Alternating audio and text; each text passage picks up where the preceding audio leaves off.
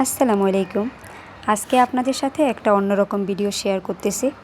এখানে হচ্ছে আমার ২ জন মা, মানে একজন আমার নিজের মা, আরেকজন হচ্ছে আমার শাশুড়ি আম্মা। কিন্তু আমার শাশুড়ি আম্মা আমার সাথে সম্পূর্ণ বন্ধুর মতো, যার সাথে আমি খুবই বন্ধুর মতো চলাফেরা করি। আমার কাছে মনেই হয় না যে সে শাশুড়ি আম্মা। তো আমার আম্মু আমাদের বাসাতে বেড়াতে আসছে।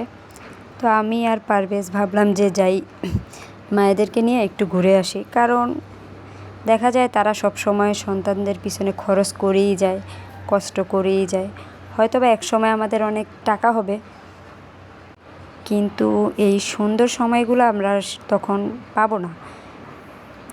মায়েদেরকে সময় দেওয়া বা ফ্যামিলিকে সময় দেওয়া বিষয়টা অনেকটা ভাগ্যের মতো। অনেকের টাকা আছে কিন্তু ফ্যামিলিকে সময় দিতে পারে না।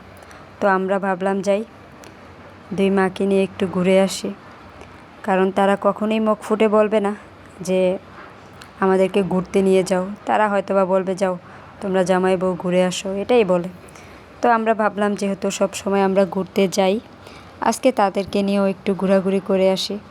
তাদেরকে একটু তাদের পছন্দের খাবার কি বলি, খায় কি না দেখি।